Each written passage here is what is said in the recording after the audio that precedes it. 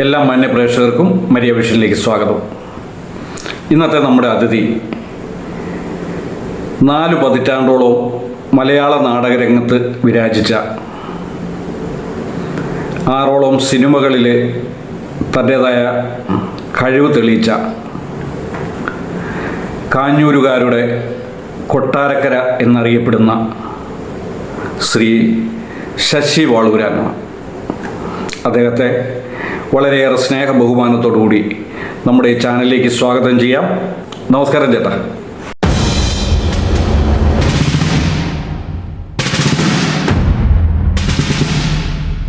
നമസ്കാരം.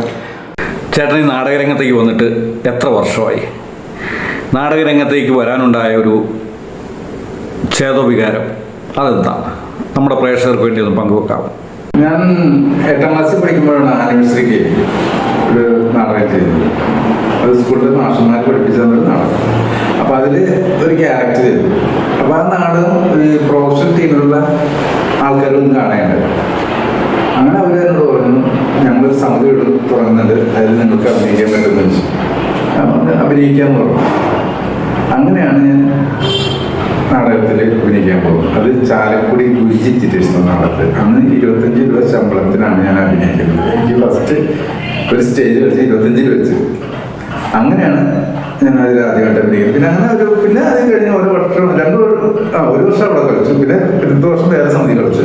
പിന്നെ കേരളത്തിലെ ഓരോ സമിതികൾ മാറി കളിച്ചു. അങ്ങനെ പിന്നെ കളിച്ച സമിതികൾ ഒരുപാട് സമിതികൾ കളിച്ചു. ഈ എടുത്തു പറയത്തക്ക സമിതികൾ ഓർമ്മയിലുള്ളത് ഒരു കുറച്ച് പറയാമോ?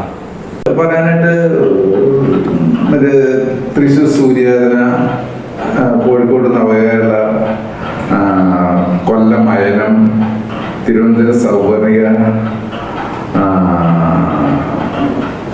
അങ്കമാലി ദൃശ്യ, അങ്ങനെ ഒരുപാട് സമിതികളുണ്ട്. കാരണം വെച്ചിട്ടുണ്ടെങ്കിൽ നമുക്ക് എല്ലാം ഓർമ്മയിലാണ് നിൽക്കുന്ന ഒരു പേര്. എത്രാമത്തെ വയസ്സിലാണ് ചേട്ടൻ ഈ രംഗത്ത് വന്നത്? ഞാനന്ന് 8ാം ക്ലാസ് പഠിക്കുമ്പോഴാണ്. 8ാം ക്ലാസ് പഠിക്കുമ്പോൾ തന്നെ നടത്തിരിക്കുക. പ്രൊഫഷൻ നടത്തിരിക്കുക. 8ാം ക്ലാസ് പഠിപ്പൊക്കെ തുടങ്ങി. പിന്നെ 8ാം ക്ലാസ് കഷ്ടിച്ചപ്പോൾ ക്ലാസ് അങ്ങനെ അത് പോയി. നാടകരംഗത്തുണ്ടായ ഏതെങ്കിലും രസകരമായ അനുഭവങ്ങളും എല്ലാം ഉണ്ടെങ്കിൽ നമ്മുടെ പ്രേക്ഷകർക്ക് വേണ്ടി ഒന്ന് പങ്കുവെക്കാം. രസകരമായ അനുഭവം എന്ന് പറഞ്ഞെങ്കിൽ ഞാനിപ്പോഴും കിടന്ന് ആലോചിക്കുന്ന സംഭവമുണ്ട്. ഞാൻ ഒരു സമിതിയിൽ എഗ്രിമെന്റ് ചെയ്യാൻ പോകണം. അടുത്ത വർഷം ആളുകൾ കളിക്കണം, എന്നോട് വരാൻ പറഞ്ഞു. ഞാൻ ചെന്നു. അങ്ങനെ എഗ്രിമെന്റ് ചെയ്തു. അങ്ങനെ എഗ്രിമെന്റ് ചെയ്ത് എനിക്ക് അഡ്വാൻസ് തന്നു. അഡ്വാൻസ് തന്ന് പൈസ പോയിട്ട് പടിയിൽ വെച്ച് ഇരിക്കണം. ഞാൻ പോടെ പോലെ നിൽക്ക്, ഇന്ന് പോകണ്ട, നമ്മള് നാളെ പോകുന്നു. നമ്മൾ ഏത് ശരിയാലും എനിക്ക് ഇന്ന് പോകണം, പോയേ പറ്റും. അത് പറഞ്ഞില്ല, ഇന്ന് പോകണ്ട, വാ. നമ്മൾ അദ്ദേഹത്തിന്റെ വീട്ടിലേക്ക് കൊണ്ടുപോയി. വീട്ടിൽ കൊണ്ടുപോയിട്ട് പുള്ളിക്കാരൻ തന്നെ ഇരിക്കുന്നു. ഞാനവിടെ ഇരുന്ന് അവിടെ പേപ്പറൊക്കെ വായിച്ചിട്ടിരിക്കുന്നു. പുള്ളിക്കാരൻ കുടിച്ച് ഫ്രഷായിട്ട് പോകുന്നു. വന്നപ്പോൾ നമ്മൾ പറഞ്ഞു, ഞാൻ പോയിട്ട് ഇപ്പൊ വരാം, ഒരു 10 മിനിറ്റ്, അതുകൊണ്ട് ഞങ്ങൾ എത്തിക്കാം, വളരെ അവിടെ ഇരിക്കാം. അങ്ങനെ കഴിയുമ്പോൾ 2-3 മിനിറ്റ് കഴിഞ്ഞപ്പോ ഒരു കക്ഷി ബാഗായിട്ട് വന്നു. അപ്പൊ ഞാൻ പതുക്കെ എനിക്ക് നമസ്കാരം പറഞ്ഞു. നമസ്കാരം, ഇരിക്കും. പുള്ളിക്കാരത്തേക്ക് പോയി. ഞാനവിടെ വീട്ടിൽ പത്രം തുറന്നു നോക്കിക്കൊണ്ടിരിക്കുക. കുറച്ച് കഴിഞ്ഞപ്പോ പുള്ളിക്കാരൻ എൻ്റെ അടുത്ത് വന്നിരുന്നു. ആ പത്രത്തിലെ വേറൊരു പേജ് അത് പുള്ളിക്കാരൻ നോക്കിയിരുന്നു. എന്താ പേര്? എൻ്റെ പേര് വാളുകാരനാണ്, ശശി വാളുകാരനാണ്. ഇവിടെ അതേപോലെ ഇന്നമാതിരി ആള് നാടകത്തെ അടുത്ത വർഷം നാടകമില്ല, അപ്പോൾ അതിൽ തന്നെ ബുക്ക് ചെയ്തിട്ടുണ്ട്. അപ്പൊ ഞാൻ അഭിനയിക്കാൻ വന്നതാണ് എന്ന് പറഞ്ഞു. ഇന്ന് പോകണ്ടേ? ഇന്ന് പോകണ്ട, നാളെ പോകുന്നു. ഇവിടെ കിടക്കാൻ പറ്റില്ല. പിന്നെ എനിക്ക് അവിടെ അവിടെ ഇരിക്കോ. ഞാനൊരു കണക്കിന് പതുക്കെ പുറത്തേക്ക് ഇറങ്ങി. അപ്പൊ സമയം കണ്ട് ഒരു 10-11 മണിയായിട്ട് രാത്രി. കുറെ നേരം വെയിറ്റ് ചെയ്തു. അപ്പോഴാണ് നമ്മുടെ മെയിൻ ആളെ എന്നെ വിളിച്ചോണ്ട് അയാള് ദൂരെ നിന്ന് വന്നാണ്. നമുക്ക് സംഭവം ഉണ്ട് എന്ന് പറഞ്ഞു. അങ്ങനെ പറഞ്ഞു. അന്ന് ഞാൻ ചോദിക്കത്തില്ല, ഞാൻ ചോദിക്കുന്നു വേണ്ട, നമുക്ക് എനിക്ക് വീട്ടിൽ പോകേണ്ടത് തന്നെ റോഡ് വരെ ആക്കി തരുന്നത്. അങ്ങനെ പുള്ളിക്കാരൻ ആ രാത്രി തന്നെ ഒരു വഴി കൂടി പോകുന്നു, തന്നെ ഹൈവേയിൽ എത്തിച്ച് ബസ് കയറി പോകുന്നു. അത് എന്നും മറക്കാൻ പറ്റില്ല. ഒരു വീട്ടിൽ ചെന്നിട്ട് ഇവിടെ കിടക്കാൻ പറ്റില്ല എന്ന് പറയുമ്പോൾ ആ അവസ്ഥ എനിക്ക് അങ്ങനെ സംഭവമുണ്ട്. അത് ഇപ്പോഴും കിടന്ന് കഴിയുന്ന ആരോഗ്യം കൂട്ടുകാരുടെ ചിലപ്പോൾ പറയാൻ പറ്റും. നാടകരംഗത്തുനിന്ന് മാറിയിട്ട് ഇപ്പൊ എത്ര വർഷമായി? ഇപ്പോ നാടകത്തിന് ഒഴിഞ്ഞു മാറിയിട്ട് ഇപ്പൊ ഒരു 10-11 വർഷമായിട്ടുള്ളത്. മാറിയതിന് ശേഷം പിന്നെ എന്ത് ചെയ്തു? മാറിയതിനു ശേഷം ഞാൻ അവസാനമായിട്ട് നാടകം കളിക്കുന്നത് കോഴിക്കോട് നവകേരളയുടെ നാടകമാണ്. കോഴിക്കോട് നവകേരളയുടെ നാടകം കടവർക്കര, പിന്നെ ഒരു വീട് ചെറിയ ഇപ്പൊ 2 വർഷം ആ സമയത്തിലുണ്ടായിരുന്നു. ആ ഈ 2 നാടകം അത് കളിച്ചിട്ടിരിക്കുകയാണ്. കളിച്ച് സീസൺ കഴിഞ്ഞപ്പോൾ പിന്നെ പോകുന്നു. അതിനിടയ്ക്കാണ് ഞാൻ ഏഷ്യാനിൽ ചെന്ന് പെട്ടത്. അവിടെ ചെന്ന് കഴിഞ്ഞപ്പോൾ അവിടെ മാമാങ്ക ടീം, അവിടെ ഒരു ടീം ഉണ്ടായിരുന്നു. ആ ടീമുകാർ പറഞ്ഞു, ചേട്ടൻ കൊട്ടാരക്കാരുടെ ഫിഗർ ഉണ്ട്, കൊട്ടാരക്കാരുടെ ഫിഗർ ചെയ്യാൻ പറ്റുമെന്ന് വെച്ചു. നമ്മൾ ചെയ്യാന്ന് പറഞ്ഞു. പിന്നെ എനിക്ക് കൊട്ടാരക്കാരുടെ ഫിഗറുള്ള കാര്യം എനിക്കറിയായിരുന്നു. കാരണം വേറെ ഞാൻ മിമിക്രി ആർട്ടിസ്റ്റാണല്ല, അത് അവർക്കൊന്നും അറിയില്ലായിരുന്നു. പണ്ടേ മിമിക്രി ആയിരുന്നു. മിമിക്രി എന്നാണ് ഞാൻ നാടകത്തിലേക്ക് വരുന്നത്. മിമിക്രിയാണ് മെയിനായിട്ട്. അന്ന് മിമിക്രിയാണ്. അപ്പൊ മിമിക്രി എന്നാണ് ഞാൻ നാടകത്തിലേക്ക് വരുന്നത്. അപ്പൊ അങ്ങനെ പറയാൻ ചെയ്യാന്ന് പറഞ്ഞു. അങ്ങനെയാണ് സായി കുമാറിന്റെ മുന്നിൽ ആദ്യമായിട്ട് കൊട്ടാരക്കരയുടെ ഫിഗർ ചെയ്യുന്നത്. അതങ്ങനെ കയറി കൊളത്തിയവിടെ. കാരണം ഭയങ്കര അഭിപ്രായമായി. അങ്ങനെ ആയി കഴിഞ്ഞപ്പോ പിന്നെ ഏഷ്യാനിൽ സ്ഥിര ആർട്ടിസ്റ്റായി, പേയ്മെന്റ് ഉള്ള ഒരു ആർട്ടിസ്റ്റായി മാറി. അവിടുത്തെ സപ്പോർട്ടിങ് ആർട്ടിസ്റ്റായി നിന്നിട്ടാണ്. പിന്നെ അവരുടെ ടീമിൽ നിന്ന് കളിച്ച് 3-4 വർഷം അവർ കൂടെ നിന്നു. പിന്നെ ഒരുപാട് സ്കിറ്റുകൾ, സ്കിറ്റൊക്കെ 100 പഠിച്ച മാർക്ക് പഠിച്ച സ്കിറ്റുകളായിരുന്നു കളിച്ചിട്ടുള്ളത്. അപ്പൊ പിന്നെ അതുപോലെ അവിടുത്തെ തന്നെ മിമിക്രി സമിതികളിൽ കളിച്ചു. തിരുവനന്തപുരം നർമ്മലയിൽ കളിച്ചു. ഇപ്പൊ ഏതെങ്കിലും മിമിക്രി ട്രൂപ്പിൽ വർക്ക് ചെയ്യുന്നുണ്ടോ? ഇല്ല, ഇപ്പൊ ട്രൂപ്പിൽ വിളിച്ച ചില പ്രോഗ്രാമുകൾ ചെയ്യുമ്പോൾ ചിലപ്പോൾ ഫിഗർ ചെയ്യാൻ എന്നെ വിളിക്കാറുണ്ട്. ഫിഗർ ചെയ്ത് തരണം എന്ന് പറയുക, പോയി ഫിഗർ ചെയ്ത് കൊടുക്കും. അങ്ങനെയൊക്കെ പോയി കളിച്ചിട്ട് വരും. അടുത്ത സ്റ്റെപ്പ് എന്തായിരുന്നു?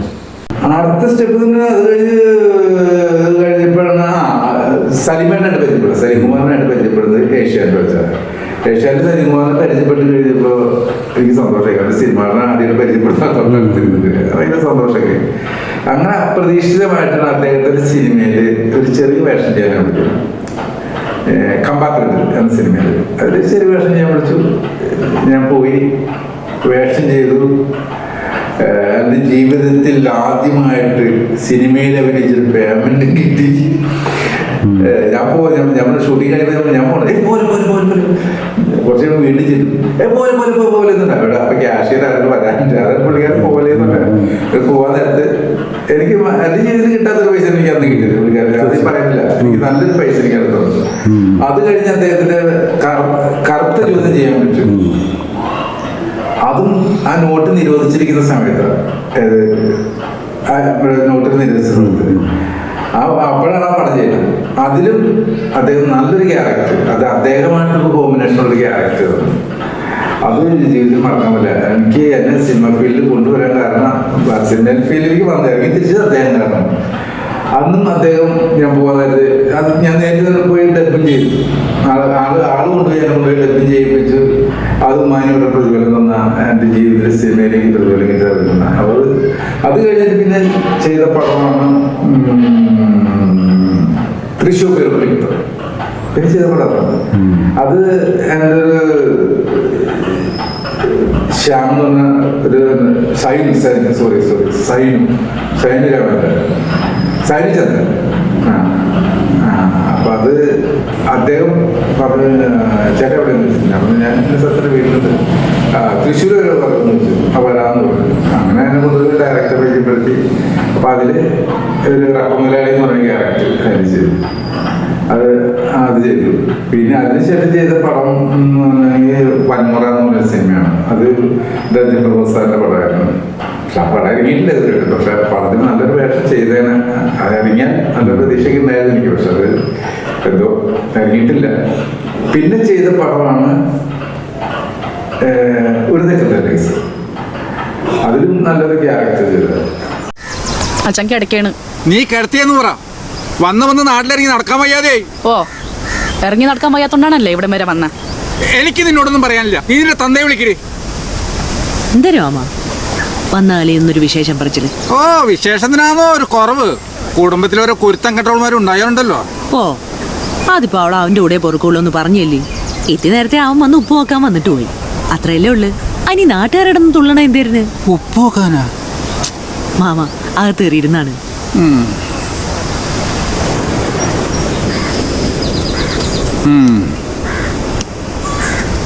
മാമ ഞാൻ പറയണ ഏക്ക്, കാര്യങ്ങൾ ഇത്രയൊക്കെ ആയില്ലേ? പിണക്കമൊക്കെ മാറ്റിയിട്ട് നിങ്ങളെല്ലാരും കൂടെ അങ്ങോട്ടൊന്ന് ചെല്ല്. പൊടിയന്റെ വീട്ടിൽ പോയി കാര്യങ്ങൾ സംസാരിക്കാൻ ഞാനും അണ്ണൻ്റെ കൂടെ പറയാം. വാസന്തിയുടെ അച്ഛന് പ്രയാസമാണെങ്കിൽ മാമന് പോവല്ലേ? മാമനാവുമ്പോ ഒരു നയമൊക്കെ ഉണ്ടല്ലേ. നിങ്ങളെല്ലാരും കൂടെ ഒന്ന് ആലോചിച്ച് നോക്കി.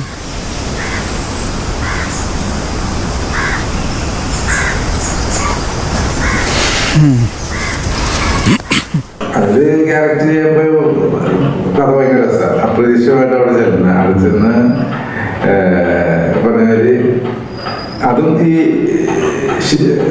സൈമണ് എന്നെ വിടുന്നത്. കാരണം ഒരു വേഷമുണ്ട്, ഇന്ന സ്ഥലത്ത് വരണം എന്ന് പറഞ്ഞ് കാണിച്ചിരുന്നത്. ഡയറക്ടർ കൊടുങ്ങല്ലൂരി എന്നും ഡയറക്ടർ കണ്ടു. അപ്പോൾ വേഷം ചെയ്യാൻ പോക്കോളാൻ പറഞ്ഞു. പിന്നെ വിളിച്ചു, അവിടെ പോയി സംഗതി അവിടെ ചെന്ന് പറഞ്ഞ വേഷമല്ല എനിക്ക് കിട്ടിയത്. അപ്പോൾ ആ വേഷം ചെയ്യുമ്പോൾ ചേട്ടാ ഈ വേഷം ചെയ്യേണ്ടതെന്ന് പറഞ്ഞു. അതിന് വേറൊരു വൈകിട്ട് നിൽക്കുന്ന സ്ഥലത്ത് ഇത് ചെയ്യേണ്ടതെന്ന് പറഞ്ഞു. അങ്ങനെയാണ് ഈ ക്യാരക്ടർ മാറി അമ്മാവനിലേക്ക് എത്തിയത്. ആ അമ്മാവൻ വളരെ ക്ലിക്കായി. അതും ഇപ്പോഴും എല്ലാവരും പറഞ്ഞു നടക്കുന്ന ഡയലോഗ് പോകാൻ എന്ന് പറഞ്ഞ ഡയലോഗുണ്ട്. അത് പറഞ്ഞു പേരെടുക്കുന്ന ഡയലോഗാണ്. അങ്ങനെ തരും. അങ്ങനെ പറഞ്ഞത് ഇപ്പൊ ചെയ്ത് അതിനുശേഷം ചെയ്തത് നുണക്കുഴിയിൽ ചെയ്തു. അതില് ചെറിയ വേഷം ചെയ്തു. പിന്നെ ചെയ്തത് പറഞ്ഞത് 1000 Waves എന്ന് പറഞ്ഞ വെബ് സീരീസ് ചെയ്തിട്ടുണ്ട്. പിന്നെ ഒന്നിലൊക്കെ പറഞ്ഞ് നിൽക്കുന്നുണ്ട്. തുടങ്ങുമ്പോഴേ 6-7 പടം ചെയ്തല്ലേ? അതെ ശരി. പിന്നെ ഒന്നിലൊക്കെ ചെയ്തിട്ടുണ്ട്. അതൊന്നും ഇറങ്ങിയിട്ടില്ല. കേട്ടോണ്ടെന്ന് പറയാൻ പറ്റില്ല. അതിനൊന്നും പുറത്ത് പറയാൻ പറ്റില്ല. കാരണം ഇപ്പോഴാണെന്ന് പറയാൻ പറ്റില്ല. ഇത്രയും കാലത്തെ കലാജീവിതത്തിൽ ചേട്ടൻ സംതൃപ്തനാണോ? തീർച്ചയായിട്ടും. അർജുന വളരെ സംതൃപ്തനാണ്. അർജുനയില് ദിവസം പോകുന്നത് അറിയുന്നില്ല. ചിരിച്ച് കളിച്ച് അങ്ങനെയൊക്കെ ആയിട്ട് മാനസിക പ്രശ്നങ്ങളൊന്നുമില്ല. സുഖമായിട്ട് പോകണം. ഇപ്പോൾ നാടകവും സിനിമയും ചെയ്തു. രണ്ടും രണ്ട് രീതിയിലുള്ള പ്ലാറ്റ്ഫോമാണ്. ഇതിലേതാണ് ചേട്ടന് വളരെ ഈസി ആയിട്ട് വളരെ എളുപ്പമായിട്ട് തോന്നിയ ഒരു മേഖല ഏതാണ്? നാടകമാണ്. ആ നാടകം അത് വേറൊരു സംഭവമല്ലേ, വേറെ ലെവലാണ്. വേറെ ലെവൽ. അത് ലെവൽ തന്നെ വേറെ ലെവൽ തന്നെയാണ്. അത് നാടകം എന്ന് പറയണെങ്കില് അത് വലിയ സംഭവമല്ലേ. അത് നാടകം തന്നെയാണ്. നാടകം എന്ന് പറയണെങ്കില് ഇത്രയും ജനങ്ങളെ നമ്മൾ പറഞ്ഞ് പഠിപ്പിക്കുക, അഭിനയിച്ച് പഠിപ്പിക്കുക എന്ന് പറഞ്ഞാൽ അത് ഭയങ്കര റിസ്ക്കാണ്. സിനിമ എന്ന് പറയുമ്പോൾ അത്ര ഒന്നും വരുന്നില്ലല്ലേ. കാരണം ഇതിൽ ലാശത്ത് ചെയ്താൽ പോലെ അങ്ങനെ ഇതുണ്ട്. ചേട്ടൻ്റെ സ്വന്തം സ്ഥലം ഇത് തന്നെയാണോ? അല്ലല്ല, സ്വന്തം സ്ഥലം പുളിക്കൽ എന്ന് പറയും, വാളൂർ എന്ന് പറയും. അതായത് കൊരട്ടിന്ന് നേരെ അന്നമണ്ട റൂട്ട്. മറ്റേ മാളയെന്ന് പറയുകയാണെങ്കിൽ അന്നമണ്ട കഴിഞ്ഞാൽ പുളിക്കൽ. അങ്ങനെ 2 വഴിക്ക് വരാം. പുളിക്കൽ വാളൂര് പുഴയുടെ അടുത്തന്നെ, ചാറുപുഴയുടെ അടുത്ത് തന്നെയാണ് വീട്. പക്ഷെ സ്ഥലത്തിന് വാളൂർ എന്ന് പറയും, പുളിക്കൽ എന്ന് പറയും. ഈ 2 പേരുണ്ട്. കടവിലായത് പുളിക്കൽ എന്ന് പറയും, പോസ്റ്റ് ഓഫീസ് വാളൂര അവിടെയാണ്. അപ്പൊ അവിടെ പിന്നെ അപ്പോഴും നമ്മള് ചില ആൾക്കാരെ അന്വേഷിച്ച് വരുമ്പോൾ നമ്മൾ ചിലപ്പോൾ മണപ്പുറത്തായിരിക്കും. മണലോടിക്ക് പോകും, നാടകത്തിന് പോകും, അങ്ങനെ മീൻ കച്ചവടത്തിന് പോകും. വെറുതെ ഇരിക്കില്ല. നാടകമില്ലാത്ത സമയത്ത് അപ്പൊ മീൻ കച്ചവടത്തിന് പോകും. മീനില്ലാത്തത് മീൻ കച്ചവടത്തിന് പോകാന്ന് പറഞ്ഞാൽ രാവിലെ വെളുപ്പം കാലത്ത് ബസ്സിന് ചാലക്കുടി പോയി, ചാലക്കുടി മാർക്കറ്റിൽ നിന്ന് മീൻ എടുത്ത് കൊണ്ടുവന്ന് വട്ടയിൽ കൊണ്ട് ബസ്സിൽ അടി കയറ്റി വെച്ച് അത് പിന്നെ ജംഗ്ഷനിൽ കൊണ്ട് സൈക്കിളും വെച്ച് കെട്ടി എല്ലാ വീടുകളും കയറി വിറ്റിരുന്നതാണ്. അങ്ങനെ വെക്കുമ്പോൾ ആൾക്കാർ പറഞ്ഞു നിനക്ക് നാണോ വലിയ പണിക്കൊക്കെ പോകേണ്ടതല്ല, ആവശ്യമൊന്നും കഴിയുന്നത്. അപ്പൊ ജീവിക്കാനുള്ള നമ്മൾ അന്തസ്സോടെ ഏത് പണി ചെയ്ത് കഴിഞ്ഞാൽ അതിനാണ് ഇപ്പോൾ ഞാനിപ്പോ ഒരു തട്ടുകട നടത്തുന്നുണ്ട്. അപ്പോഴും ചിലർ ഇവർക്ക് ആവശ്യമുണ്ടെന്ന് ചോദിക്കും. ഇപ്പോൾ ഒരു തട്ടുകടയുണ്ടല്ലോ, എന്താണ് അങ്ങനെ ഒരു തട്ടുകട തുടങ്ങാനുണ്ടായ ഒരു ഐഡിയ എന്താണ്? ഈ തട്ടുകട നടത്തിയ പറഞ്ഞാൽ അതിന് രസകരമാണ്. കാരണം രാവിലെ നടക്കാൻ പോയത് സ്ഥിരം നടക്കാൻ പോയി കഴിഞ്ഞ് അവിടെ പോയി കഴിഞ്ഞ് കുറച്ച് കൂട്ടുകാർ നമ്മുടെ കൂട്ടുകാരുണ്ട്. നമുക്കൊരു കട ഉണ്ടെങ്കിലും ഒന്ന് ആലോചിച്ചു. അത് നമുക്ക് തുടങ്ങാൻ പറഞ്ഞു. അങ്ങനെ അപ്രതീക്ഷിതമായിട്ട് ഞങ്ങൾ കട സ്റ്റാർട്ട് ചെയ്യുന്നത്. കട സ്റ്റാർട്ട് ചെയ്തത് എന്തിനു പറയണേ, കച്ചവടം വെട്ടാക്കിയാണ് പൊട്ടി. കച്ചവടം കുറവാണ്. ഉദ്ഘാടനത്തിന്റെ കച്ചവടം പിറ്റേ സമയത്ത് തുടങ്ങിയില്ലാണ്ടായി. പിന്നെ രണ്ടാളും മുഖത്തോട് മുഖം നോക്കി ഇരിക്കലായി. കച്ചവടം തീരെ ഇല്ലാണ്ടായി. രണ്ടാൾക്കും വരാകില്ലാണ്ടായി. അങ്ങനെ ആയിക്കാൻ പിന്നെ ഞാൻ പറഞ്ഞ ഒന്നല്ലെങ്കിൽ നീ എടുക്കുക അല്ലെങ്കിൽ ഞാൻ എടുക്കാം. എടുത്തിട്ട് ആരെങ്കിലും ഒരാൾ തുടങ്ങാൻ പോകുന്നു. അങ്ങനെ പുള്ളിക്കാരെ ഒഴിഞ്ഞ് ഞാൻ ഏറ്റെടുത്ത് നടത്തി. ഇപ്പൊ കുഴപ്പമില്ല, കച്ചവടമായി തുടങ്ങിയിട്ടുണ്ട്. ഇപ്പൊ കച്ചവടം എത്ര കാലമായി തുടങ്ങിയിട്ട്? 20 ദിവസമായി. ഒരു വർഷം. കച്ചവടം പുറമേ ഒരുപാട് ആൾക്കാരെ അന്വേഷിച്ചു. പിന്നെ വാഹനം കാണാൻ വരുന്ന ആൾക്കാരുണ്ട്. എന്നെ കാണാനായിട്ട് പിന്നെ എന്റെ സുഹൃത്തുക്കൾ വരും. ഒരുപാട് സുഹൃത്തുക്കളുണ്ട്. അപ്പൊ അവരൊക്കെ വരും. പിന്നെ വിളിച്ചു വെച്ച് ഭക്ഷണം ഏൽപ്പിക്കും. അങ്ങനെയൊക്കെ ഉണ്ട്. നാടകരംഗത്തു നിന്ന് എന്തെങ്കിലും അവാർഡുകൾ ഒക്കെ കിട്ടിയിട്ടുണ്ടോ? നാടകത്തിന് ഒരുപാട് അവാർഡുകൾ, പക്ഷെ സംസ്ഥാന അവാർഡ് എനിക്ക് ഇന്നലെ കിട്ടിയില്ല. അതൊഴിച്ച് ബാക്കിയെല്ലാം കിട്ടി. അതൊഴിച്ച് ബാക്കിയെല്ലാം കിട്ടി. അത് ഇപ്പോഴൊക്കെ അല്ലേ മറ്റേ അവാർഡിന് മറ്റേ ഷീൽഡ് കാര്യങ്ങളൊക്കെ. പണ്ട് ഷീൽഡല്ല, നമുക്ക് മറ്റേ കപ്പ് അങ്ങനെയുള്ള സാധനങ്ങളൊക്കെയാണ് കിട്ടിയത്. മറ്റേ നിലവിളക്ക്, കൊക്ക് അങ്ങനെ ഒരുപാട് ഐറ്റംസ്. അത് ചെമ്പിലുള്ള, അത് ചെമ്പ് ഓട്, ഓടിലുള്ള. അപ്പൊ ആ സാധനം കിട്ടിയതൊക്കെ എനിക്ക് അതിലൊന്നും പേരൊന്നും ഉണ്ടാവില്ല, വെറുതെ ഒരു നിലവിളക്ക് അതൊരു പ്ലാസ്റ്റിക്കില് വെച്ചിട്ട് വരുന്നത്. പക്ഷെ അതിന് വിലയുണ്ടായിരുന്നു. ഇപ്പോൾ വിലയില്ല. ഇപ്പൊ വിലയില്ല, പക്ഷെ കാണാൻ ഇപ്പൊ വിലയുണ്ട്. എങ്ങനെ വിലയിടുന്ന ഈ മറിച്ച് കൊടുക്കുമ്പോ കൊടുക്കുന്നതിന് വിലയുണ്ട്. വാങ്ങുന്നതിന് ആ സാധനം കൊണ്ട് അപ്പൊ വാങ്ങുന്ന വില മാത്രമല്ല, അത് ഞാൻ വിലയില്ല. കാരണം ഇത് ഒന്നും ചെയ്യാൻ പറ്റില്ല. കാരണം ഈ ഷീറ്റ് പോലത്തെ സാധനം ഇതിലൊന്നും ചെയ്യാൻ പറ്റില്ല. പക്ഷെ ഇത് കാണാൻ കൂടെ കുറെ നമ്മുടെ പേരും ഫോട്ടോയും ഒക്കെ ലുക്കാണ്. മറ്റേത് അങ്ങനെ ഉണ്ടായിരുന്നു. മറ്റേത് പറഞ്ഞാൽ കൊടുത്ത കാശ് കൊടുത്ത. ഞാനെന്ത് പണി എന്റെ ഉണ്ടായിരുന്ന സാധനം മുഴുവൻ കൊടുത്ത് കാശ് മേടിച്ച് വീട്ടിലേക്ക് നല്ലൊരു നിലവിളക്ക് എല്ലാം കൂടി ചേർത്ത് ഒരു വലിയൊരു നിലവിളക്കും മേടിച്ച് ഫ്രണ്ടിൽ തൂക്കിയൊരു നിലവിളക്കും മേടിച്ച് ബാക്കി പൈസ ഉണ്ട്. അല്ല, അത് ഗുണമാണ്. ഇതിപ്പോ ഇതുകൊണ്ട് യാതൊരു ഗുണമില്ല. പിന്നെ ഇത് കാണുമ്പോ ഇങ്ങനെ പ്രദർശിപ്പിച്ച് വെക്കാവുന്നതല്ലാതെ ഇത് തന്നെ വളരെ കുറച്ചുള്ളൂ. ഞാൻ വളരെ കുറച്ചുള്ളൂ. ഒരുപാട് സാധനമുണ്ട്. ഇതുപോലെ സ്ഥലത്ത് കിട്ടുന്ന സാധനങ്ങളാണ് ഒരുപാടുണ്ട്. പക്ഷെ ഞാൻ കുറെ നശിച്ചു പോയിട്ടുണ്ട്. കാരണം ഇത് കുറച്ചു കുത്തുപിടിച്ച് പോകുന്ന സാധനങ്ങളുണ്ട്. കുടുംബത്തെ കുറിച്ചൊന്ന് പറയാമോ? കുടുംബത്തെ പറ്റി പറയുകയാണെങ്കിൽ ഒരേ ഒരു ഭാര്യ, പിന്നെ 2 മക്കൾ. മോള് TDC കഴിഞ്ഞ് അവള് വിവാഹം കഴിഞ്ഞു. മകനാണെങ്കിൽ കാഞ്ഞൂർ സർവീസ് സഹകരണ സംഘത്തിലെ ജോലിക്കാരനാണ്. ജോലി എന്ന് പറഞ്ഞെങ്കിൽ സ്ഥിരപ്പെടുത്തിയിട്ടില്ല, അവിടെ ജോലി ചെയ്യുന്നുണ്ട്. സ്ഥിരപ്പെടുത്തിയില്ല, വർഷം കുറെ ജോലി ചെയ്യണം. ആൾക്ക് അത്യാവശ്യം വിദ്യാഭ്യാസമുണ്ട്, പക്ഷെ ജോലി സ്ഥിരമായിട്ടില്ല. അവിടൊക്കെ പ്രതീക്ഷിച്ചിരിക്കണം. പിന്നെ ഇപ്പൊ കംപ്ലീറ്റ് മറ്റേ പറയുന്ന മറ്റേ ഇതുണ്ട്, എഴുത്ത് പരീക്ഷയ്ക്കാണല്ലോ. പിന്നെ ഇപ്പൊ PSC ഒന്നല്ല. അങ്ങനെയൊക്കെ വൈഫ് ജോലി ഉണ്ടോ? എപ്പോഴും ജോലി. വൈഫിന് ഇവിടെ തൊട്ടടുത്ത് പാലയുണ്ട്. അപ്പൊ അതില് ജോലി ചെയ്തോണ്ടിരിക്കാം. അവിടെ രാവിലെ പോയി കഴിഞ്ഞാൽ 10 മണിക്ക് പോരാ, പിന്നെ ഉച്ചക്ക് പോയാൽ മതി. അങ്ങനെയൊക്കെ ആയിട്ട് ജീവിതം ഭയങ്കര ദുർഘടമായിരുന്നു. ഇപ്പൊ വ്യവസായം കൊണ്ട് പിന്നെ ഇങ്ങനെയൊക്കെ പരസ്പര സഹായങ്ങളും അതുള്ള വലിയ കുഴപ്പമൊന്നുമില്ല. ഇനിയും അഭിനയിക്കാൻ നല്ലൊരു അവസരം കിട്ടിക്കഴിഞ്ഞാൽ ഒരു ജനിക്കണമെന്നുണ്ട്. പക്ഷെ അവസരങ്ങൾ കിട്ടാന്നുണ്ടെങ്കിൽ പറഞ്ഞാൽ ഞാൻ സമയമാണ് ചാൻസ് ചോദിച്ചാൽ അങ്ങനെ പോയിട്ടില്ല. ഞാൻ പറഞ്ഞു ഇതൊക്കെ എനിക്ക് ഒക്കെ വന്നു കിട്ടിയ നിമിത്തമാണ്. അത് കുറച്ച് സുഹൃത്ത് ബന്ധങ്ങളുടെ പുറത്ത് ആത്മാർത്ഥമായിട്ട് ഇഷ്ടപ്പെടുന്ന കുറച്ച് സുഹൃത്തുക്കളുണ്ട്. ചിരിച്ചു കാണിക്കുന്ന കുറെ സുഹൃത്തുക്കളുണ്ട്. ചിരിച്ചിട്ട് ഉള്ളിൽ പുരുഷന്നുള്ള അങ്ങനെ കുറെ ആൾക്കാരുണ്ട്. നമ്മളെ കാണുന്ന ഒരു രീതി മറ്റൊരു രീതിയിൽ പറയുന്ന ആൾക്കാരുണ്ട്. പക്ഷെ അതിൽ നല്ല സുഹൃത്തുക്കളെ ആരാണ് ഏതാണെന്ന് തിരിച്ചറിയാൻ പറ്റാത്തൊരു കാരണത്ത് പോയി. പക്ഷെ സിനിമ ഫീൽഡിൽ നമ്മൾ സുഹൃത്തുക്കൾ വഴിയായിട്ട് വന്നതാണ് കേട്ടോ. പിന്നെ സുഹൃത്തുക്കളെ സരിമട്ടൻ എന്തായാലും നാടകം ഇനിയിപ്പോ ട്രൂപ്പിലേക്ക് ഇനി പോകുന്നുണ്ടോ? നാടക ട്രൂപ്പിലേക്ക് ഇനി പോകാം. മറ്റൊന്നല്ല, ഞാൻ എനിക്ക് ആഗ്രഹം കൊണ്ട് നാടകം പഠിച്ചു ചെയ്യുന്നത്.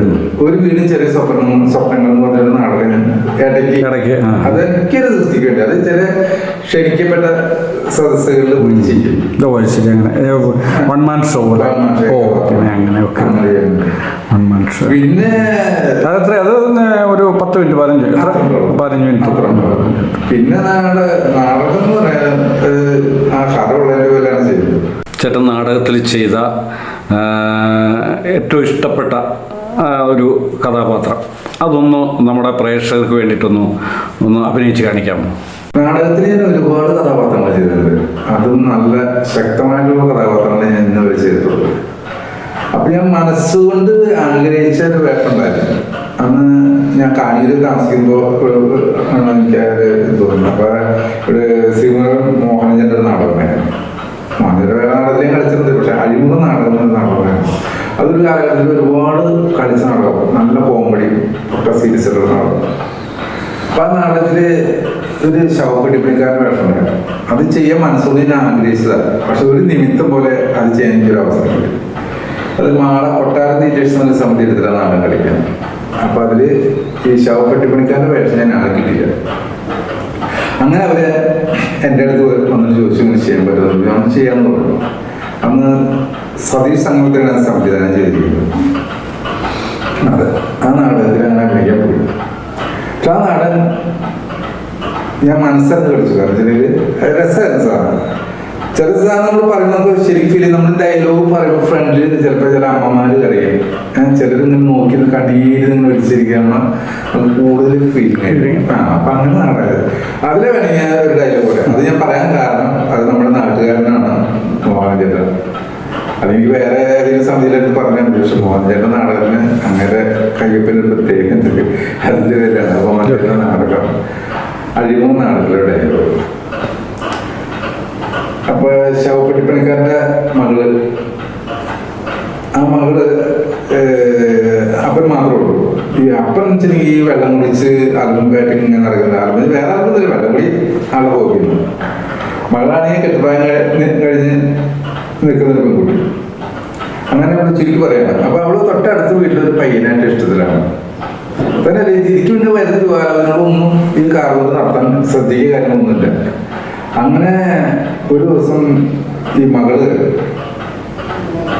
മറ്റേ കാമനോട് പറയും, മേലാക്കൻ്റെ വീട്ടിൽ കയറരുത്. അപ്പോൾ പറയും, ലീലനെ എനിക്ക് കെട്ടിച്ചേരാൻ പറയണം. അപ്പോൾ ഇതൊന്നും സാധിക്കില്ല, അത് നീ ജോലി സമ്മതിക്കും. ഒരു പെണ്ണിനെ പോറ്റാൻ എന്ന് നീ പ്രാപ്തനാവുന്നു അന്ന് നിനക്ക് എൻ്റെ മോളെ കെട്ടിച്ചേരാൻ പറയും. എനിക്ക് പോടാൻ കിട്ടിയെന്ന് പറയും. ഇവർക്ക് ഈ വിഷമം താങ്ങാൻ പറ്റില്ല. കാരണം വെച്ചിട്ടുണ്ടെങ്കിൽ അപ്പം വേറെ ഒരു കെട്ടിച്ചപ്പെടുന്നില്ല, ഒരാൾ ഇഷ്ടപ്പെട്ട് കഴിഞ്ഞാൽ അത് നടത്തുന്നില്ല. അങ്ങനെ ഇവിടെ ആത്മഹത്യ ചെയ്യണം. അപ്പൊ ആത്മഹത്യ ചെയ്ത് കഴിഞ്ഞിട്ട് അവർ ഡെഡ് ബോഡി കൊണ്ടുപോകുന്ന സ്ഥലത്ത് അവിടെ വാങ്ങാനുള്ള പാട്ട് മ്യൂസിക് ബാക്ക്ഗ്രൗണ്ട് കിടക്കണം. അതിനിടയ്ക്ക് ഒരു റോഡ് സൈഡിൽ വീടിന്റെ ഇടയ്ക്ക് നിന്ന് ലീനയുടെ ഡെഡ് ബോഡി കാണാൻ നിൽക്കുന്ന ഒരു സീനാണ്. ആ സ്ഥലത്ത് കാർന്നൽ പറയുന്ന ഡയലോഗാണ് അവിടെ. മോനെ വേണിക്കുട്ട, നിനക്ക് ചാക്കോച്ചോണ്ട് വെറുപ്പുണ്ടാകും. എൻ്റെ മോളെ കാണിക്കണം, എൻ്റെ വളപ്പിൽ കാലുകുത്തിയെന്ന് ഞാൻ നിന്നോട് പറഞ്ഞു. നിനക്കറിയാമോ, എൻ്റെ മോള് മാനരോഗിയായിരുന്നതാ. ബാക്കിമാർക്കൂല അറിയാത്ത രോഗ. കളയില്ലാതെ വളർന്ന് വിഷമായിരിക്കാതെ ഞാൻ എൻ്റെ കുഞ്ഞിനെ വളർത്തിയത്. എൻ്റെ കുഞ്ഞിനെ കാലിൽ ഉള്ളുകൊള്ളുമ്പോ പകരം എന്റെ നെഞ്ചിക്കൊണ്ടിന്നെ പ്രാർത്ഥിക്കാറ്. പുണ്യാളന്മാർക്ക് നേർച്ച ഒരുപാട് നേർന്ന് എൻ്റെ മോൾ വാങ്ങുമ്പോ ഞാൻ വളർന്നിരിക്കും. രാവിലെ നിൽക്കാൻ വഴിപ്പോയ മൂക്കിൽ കൈ വെച്ച് നോക്കും, ശ്വാസം ഉണ്ടോന്നറിയാൻ. ഓരോ ശവപ്പെട്ടിക്ക് പലകൾ കൂട്ടിച്ചേർക്കുമ്പോഴും എന്റെ ഉള്ളിൽ തീ കത്തുമായിരുന്നു. എന്റെ പൊന്നുമോൾക്ക് വേണ്ടിയില്ലേ ആരെങ്കിലും ഒരെണ്ണം എടുക്കേണ്ടി വരുമല്ലോ ഓർത്തു.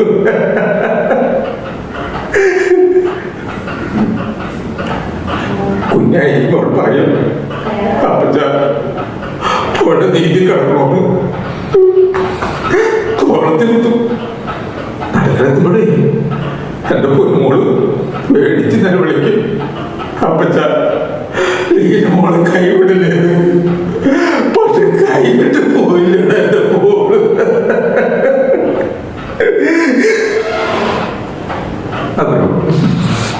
നന്നായിരിക്കുന്നു, അടിപൊളി, സന്തോഷം. വളരെ നന്നായിരുന്നു. ഒന്നും കൂടെ ഒരു വേഷം കൂടെ. അത് KPC വിൽസൺ എന്ന് പറഞ്ഞ ആളെഴുതിയതാണ്. ഒരു വീടും ചെറിയ സ്വപ്നങ്ങൾ എന്ന് പറയുന്ന നാടകം. അപ്പോൾ ആ നാടകത്തിൽ ഞാൻ കളിച്ചതാണ്. അപ്പോൾ അതിലെ ഡയലോഗ് പറയാം. അപ്പോൾ അതിൽ നാറാണത്ത് എന്നൊരു ക്യാരക്ടറുണ്ട്. അയാൾ തനി ഭ്രാന്ത. ഈ ഭ്രാന്ത് വരാൻ കാരണം എൻഡോസൾഫാൻ ബാധിച്ച് ഈ ഇദ്ദേഹത്തിൻ്റെ ഭാര്യയും മക്കളും മരിച്ചുപോയി. അങ്ങനെ ആയി കഴിഞ്ഞപ്പോൾ പിന്നെ ഇയാൾ മെൻ്റലായി, മുടിയൊക്കെ നീട്ടി വളർത്തി ഒരു ഭ്രാന്തനെ പോലെ നടക്കും. രാവിലെ എനിക്കും ഒരു ചെണ്ട എടുക്കും. എന്നിട്ട് പുള്ളിക്കാരൻ ഓരോ ഗ്രാമങ്ങളിൽ ചെല്ലും. ഒരാൾ ചെണ്ട വിട്ട് വിളിച്ചിരും രാജവിളംബരം, ദേശവാസികളുടെ ശ്രദ്ധയ്ക്ക്. ഈ ദേശവാസികളെ തന്നെ ഈ മണ്ണിൽ നിന്നും വെള്ളം കുടിക്കുകയോ വായു ശ്വസിക്കുകയോ അന്നം കഴിക്കുകയോ ചെയ്യരുത്, രാജവിളംബരം എന്ന് പറഞ്ഞിട്ട് കുറേ ഡയലോഗ് പറയും. വെള്ളം കുടിച്ച് വായു ശ്വസിച്ച് അന്നം കഴിച്ചുണ്ടാകുന്ന ഏതൊരു രോഗങ്ങൾക്ക് രാജാവോ മന്ത്രിസഭയോ ഉത്തരവാദികളായിരിക്കില്ല എന്നൊക്കെ പറയാൻ പുള്ളിക്കാരൻ. അങ്ങനെയായി കഴിഞ്ഞ് ഇയാളുടെ സത്യാവസ്ഥ ഒരു ദിവസം ഒരാൾ പറയുന്ന ഒരു സംഭവമാണ്. അപ്പം അത് പറയാം. അപ്പം ഇയാളുടെ മക്കൾ മരിച്ചുപോയി. അപ്പം ഇയാൾ വേറൊരാൾ കക്ഷിയോട് പറയുന്നത് ഇങ്ങനെയാണ്: മോളെ 6 വർഷത്തെ കാത്തിരിപ്പിനൊടുക്കം പിറന്ന മക്കളാ തന്നപ്പോൾ ഈശ്വരൻ 2 എണ്ണത്തിന് ഒരുമിച്ച് തന്നു.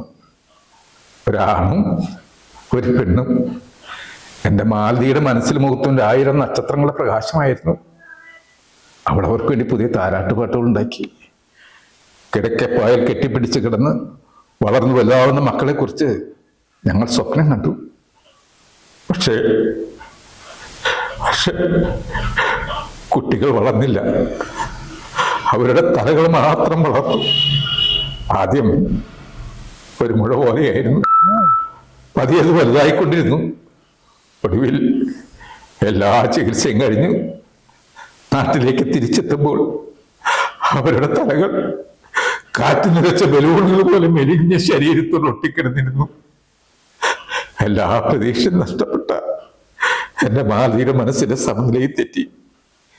കീറപ്പായിൽ കിടന്നുറങ്ങുന്ന 2 പാവക്കുട്ടികളെ അവൾ പിച്ചയും മാന്തിയടിക്കുകയും ഒക്കെ ചെയ്തു. വേദന എന്നത് പോലും തിരിച്ചറിയാവാത്ത പാവം കുഞ്ഞുങ്ങൾ തുറച്ച് കണ്ണുകളുമായി അവളെ നോക്കിക്കിടന്നു. ഒരു കാർമേഘം നിലാവിനെ മറച്ച രാത്രിയിൽ ഉറങ്ങിക്കിടന്നിരുന്ന കുഞ്ഞുങ്ങളെ ഇരു കൈകളിലും മാരിപ്പിടിച്ച് മുറ്റത്ത് ആൾമനയില്ലാത്ത കിണറ്റേക്കോ അങ്ങനെ പോകുന്ന സംഭവം. ഇത്രയും നേരം മരിയ വിഷന് വേണ്ടി നല്ലൊരു അഭിമുഖം തന്ന ശശി വാളൂരാൻ ചേട്ടന് മരിയ വിഷൻ്റെ നന്ദിയും കടപ്പാടും അറിയിക്കുന്നു. നന്ദി, നമസ്കാരം.